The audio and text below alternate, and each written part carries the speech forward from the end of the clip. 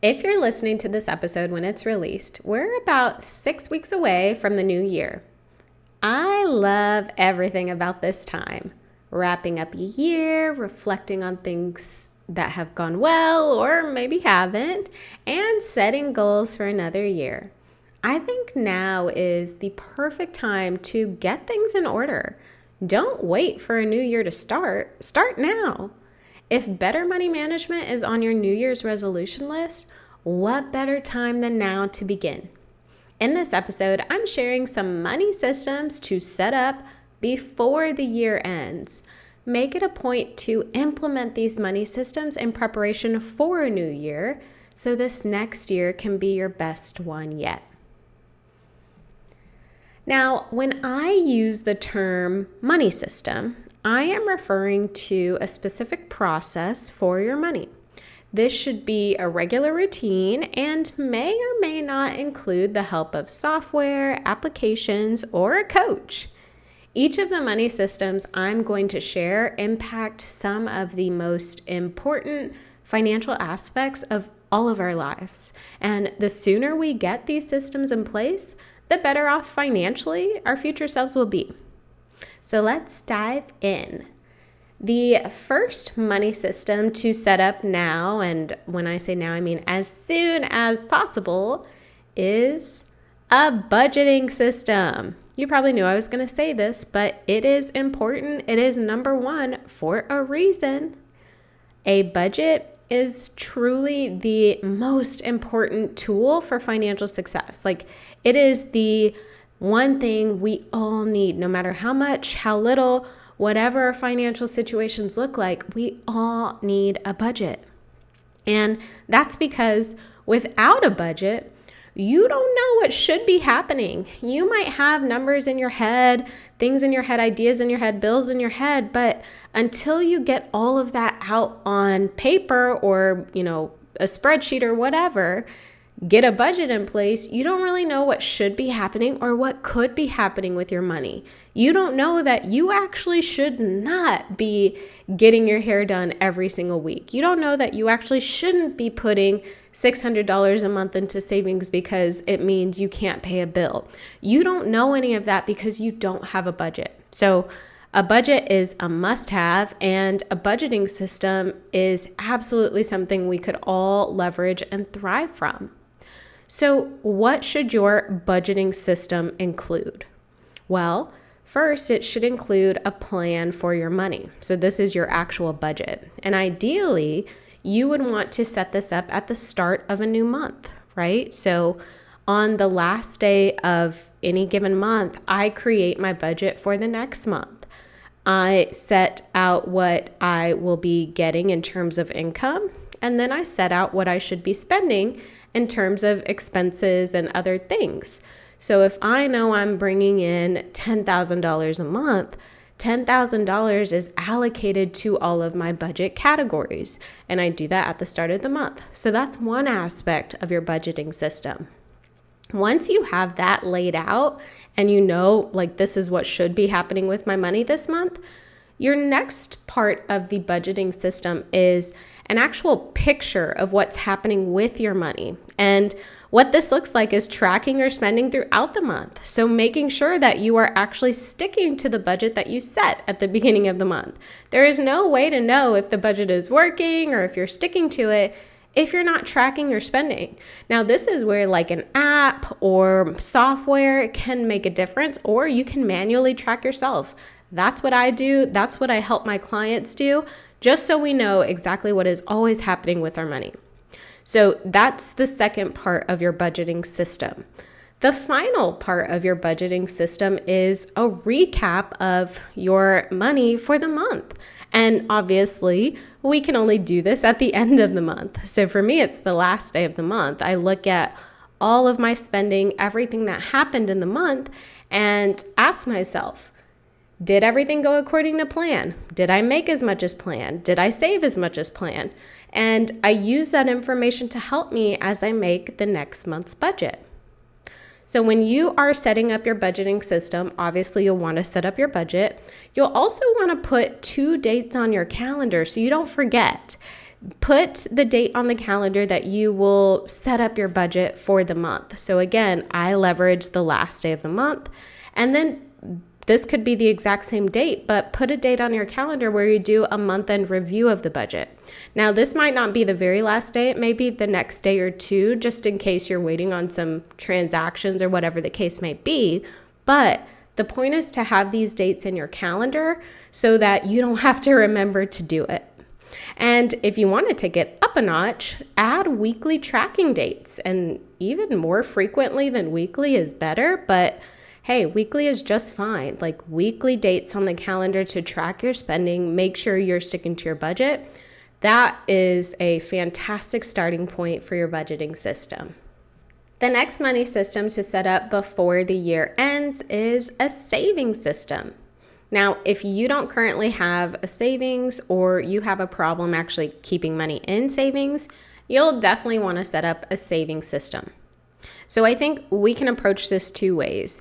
If you are saving money when you have debt, or if you are saving money when you don't have debt. So let's talk about saving money with debt or having a saving system when you have debt. What you'll want to do is determine an amount to save before you aggressively tackle your debt. So this could be $1,000, which is pretty common. It could be 1 month's worth of expenses or any other number that works for you. The goal is to have this amount saved, whatever that number is, before you start putting all of your energy into paying off debt. And the reason for this is because if you avoid this step, skip this step, you don't have anything saved, but you're putting all your money towards debt. If something unexpected were to come up and you don't have a savings, you're likely going to go back into debt to cover that thing. And we want to avoid that.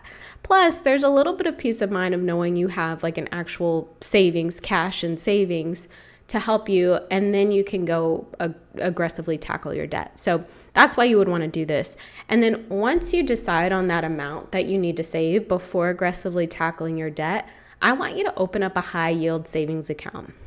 So a high yield savings account functions like a regular savings account.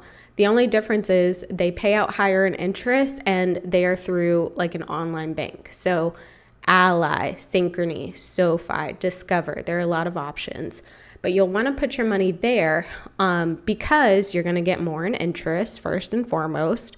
But second, these types of accounts typically aren't, instantly linked to your checking. So if you need that money, it's going to take you a little time to get it. So you're not going to just willy-nilly spend it. So once you determine the amount to save, you open your high yield savings account, you want to review your budget to see what you can afford to put into that savings account every paycheck or every month and keep it there. So that's the big part, keeping it there. If you aggressively save and you can't pay your bills or you can't buy groceries, we're not doing what we need to be doing. You're going to end up using that savings. You're going to end up going deeper into credit card debt. We don't want that. So make sure you have your budget in place so you know what you truly can afford to put into savings and not touch it. And then, reverse engineer hitting your savings goal. So let's say your goal is to save $1,000 before you aggressively tackle your debt. Well, $1,000, if you can save $250 a month, in 4 months, you'll hit the goal, right? So it's always nice to kind of put a time frame on it that's realistic for your situation so you know what to expect.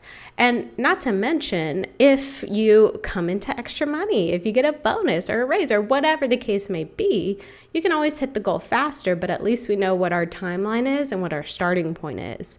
And then every time money actually goes into savings, make sure you're tracking your progress. It's definitely motivating to do that. Now let's talk about if you are setting up a savings system and you don't have debt or you paid off all your debt. So your goal amount is probably going to change. In fact, it should. Your goal should be an emergency fund with 3 to 6 months worth of expenses. And I say 3 months if you are like completely stable in your job and you feel confident nothing crazy is going to happen. 6 months if you're a little bit worried or you're not 100% secure with your income, or you just really want that extra protection. But 3 to 6 months worth of expenses for an emergency fund is a great starting point for a goal. And then you would follow the same steps I walk through for a person that does have debt. You'll open a high yield savings account. You'll review your budget to determine your emergency fund number, monthly savings goal amount, and how much you can contribute to it. And then you reverse engineer your goal to get a deadline or a time frame for you to actually hit the goal. And track your progress every month until you reach the goal. And the good thing about this saving system, especially if you don't have debt, is you restart it every time there's a new savings goal. So every time you're ready to save for something, you are going to open a high yield savings account or open a specific savings account for the goal. You're going to review your budget to see what you can afford to put towards that goal. And then you're going to reverse engineer hitting that goal and make sure that you are very clear on what's a realistic time frame for you. And then you'll track your progress along the way. So this is something that you will rinse and repeat over and over and over. The next money system to set up before the year ends is a debt payoff system. Now, obviously, if you are debt-free, you don't have any debt, this doesn't apply, but that's not the case for quite a few of us. So let's talk about your debt payoff system. Right now, interest rates on debt are incredibly high. At the time of me recording this episode, the Fed actually just cut interest rates by 0.5 percentage point, but still, interest rates are very high for credit cards and personal loan debt, even mortgages. Like it's astronomical. So if you have credit cards or personal loan debt, or you're paying high interest debt, you'll definitely want a system in place to pay it off. So the first starting point for your debt payoff system is to organize your debt to get a full picture of what your debt situation looks like. And I recommend creating a spreadsheet. Love a good spreadsheet. And on that spreadsheet, you're going to have the debt's name, the type of debt. So the debt name could be Capital One credit card, the type of debt, credit card, the balance due, the interest rate, the minimum payment, and the due date. These are the most important pieces of information we'll need for each debt to make sure that you are never missing a payment. You know how much it's costing you. You know what that minimum payment is, so we can include it in your budget. We need all of that information. Once you have that, I want you to identify which debt will be tackled first. So you can leverage a debt payoff strategy like the snowball method or the avalanche method, right? There are different ways of going about doing it. I personally recommend the snowball method. I think if you have a debt payoff strategy like the snowball method, it's much more effective than putting extra money to all of your debts at the same time. So let me break down the snowball method just in case you're not aware. The snowball method basically says that you take the lowest balance debt that you have, you put all your extra money into paying off that debt while paying the minimums on everything else. And then once that debt is paid off, you take the extra money you're putting towards that debt plus that debt's minimum payment, and you move on to the next one. So it's basically knocking out the lowest balance debt one by one. That's the snowball method. The avalanche method is when you focus on the highest interest rate first. So instead of worrying about the balance, you're focused on which debt is costing me the most in interest, and you send all of your extra money there while paying the minimums on everything else.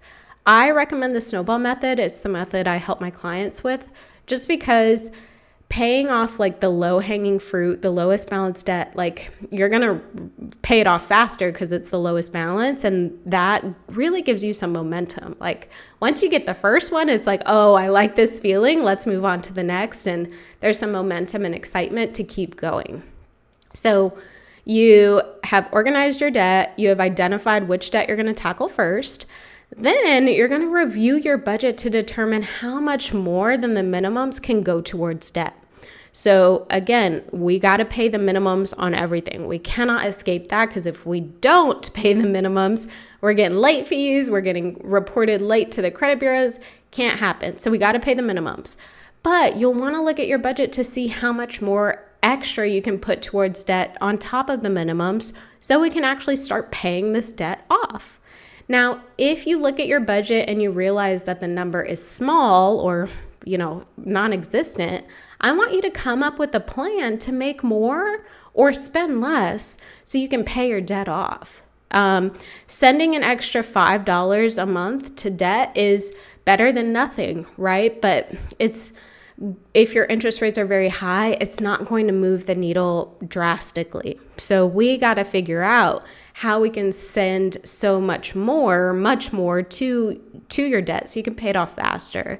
Minimum payments alone will not cut it. You will end up paying more off in the long run.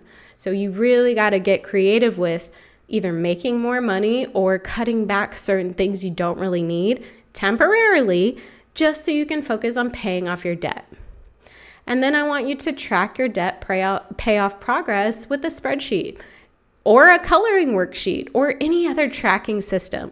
The point is to see your progress along the way so that you can leverage that as momentum to keep going, especially when things get tough. Trust me, they will. I've paid off debt multiple times, unfortunately, and sometimes it's a slow burn. The day-to-day grind of, controlling your spending and budgeting and not, using your credit cards, it's not always easy. So if you track your progress and see how far you've come, that can really help you stay motivated. The next money system to set up before the year ends is an investing system. Now, let me say, your investing systems should be on autopilot. It should be happening behind the scenes. There shouldn't be much manual effort on your end. Everything should be going business as usual. So if you're saving for retirement currently, you already have an investing system. So way to go, pat on the back, let's do this. If you're not currently saving for retirement, I want you to focus on getting that set up. And when you do start saving for retirement, make sure that at minimum, you are contributing to retirement what your employer will match. So a lot of companies match 3 to 5%. They match, a percentage of whatever you put in. Make sure you know what the match rate is and make it a point to contribute that to your retirement plan. And eventually, your goal would be to work up to contributing 10% of your income. But we can worry about that later. For now, get your contribution set up and contribute at least what your employer will match. And, that will, if you're not already saving for retirement, that will impact your paycheck. So just make sure you're looking at your budget, you're making sure you can afford this change. And if you can't, see where you can cut back to help offset that difference. Because saving for retirement now it's gonna save you so much more in the future, and it's gonna make you so much more in the future. So we definitely want to prioritize this. Now, that's like the retirement investing system you can set up, and that really happens on its own. Once it's set up, they take the money out of your paycheck, it's invested, and just grows business as usual. The next investing system that you can set up is just a general investing, and this is ideal for someone with no debt. Investing is wonderful. The compounding growth over the long term is unmatched. However, the average historical rate of return for investments over the long haul is like 8 to 12%. Credit card interest rates are like 27%. So it does not make sense for you to be paying credit card interest and investing in a general investment account. It's just not financially wise. So make sure your debt is paid off before you start investing outside of retirement. Now, if you are ready to start investing outside of retirement, open a brokerage account. So you can open one with Vanguard, Robinhood, Betterment, Schwab. Does not matter which one you go with, okay? I know all the options can make it hard for you to pick and therefore hard for you to take action. Just pick one, see how it goes. If you don't like it, you can always switch, okay? The point is we just need to get going. So open your brokerage account, review your budget to see how much can be safely invested. Here's the thing with investing. When we invest our money, the goal is not to touch it in the short term, okay? The goal is for long-term growth and gains. So if you are not comfortable not seeing this money for quite some time, do not invest it. So that's why you want to look at your budget to make sure you know what you can safely invest. You won't miss that amount. Your bills are still being paid, you're spending, everything happens business as usual. Once you've decided on that number, set up auto transfers into your brokerage account on a regular cadence that purchase ETFs or exchange traded funds. This is called dollar cost averaging. No matter where you're at, you're buying shares at whatever the current price is. So if the market is down, you're buying those shares at a discount. If the market is up, you're paying a premium, but it all evens out. Dollar cost averaging and averages out. And if you need a fund to get started, I recommend SPYG. It is an ETF that basically tracks the S&P 500, which is like the top 500 companies in the US. Great starting point, start there. Once a year, or even when you review your budget monthly, review your investment amount. See if you can increase the automatic transfer amount. Like if you're making more money, you should be able to invest more. The final money system to set up before the year ends is a system for financial growth. So what is your plan for continuing your financial growth and expanding your financial knowledge? Will you read books once a month? Will you listen to podcasts? Will you read newspapers? How often will you do this? How often will you consume that content? Will you work with a financial coach? Will you get a financial advisor? At what point will you seek guidance from someone else? So this is obviously not as technical as the other 4 systems I came across, but it's just as important because we cannot be staying stagnant. We cannot just be staying the same, like moving business as usual. There should always be growth and level up. So I really want you to think about how you plan to grow financially in terms of numbers, but also in terms of your financial knowledge. The more you know, the more actions you can take, the better decisions you can make. So set goals to read, a finance book once a month or listen to podcasts. The Wall Street Journal is a fantastic resource. So make sure you have a system for expanding your financial knowledge and expanding your wealth, and you will be well taken care of. So no matter where you are in your financial journey, each of the money systems I walked you through today can have a huge impact. Make it a point to get these systems set up before the new year. That way you're already ready with a solid routine in place that can be expanded on as the year goes by. But I do want to add, if the new year is passed, whenever you are listening to this episode, get your money system set up. Better late than never. Doesn't matter. The fact is, it just needs to be set up.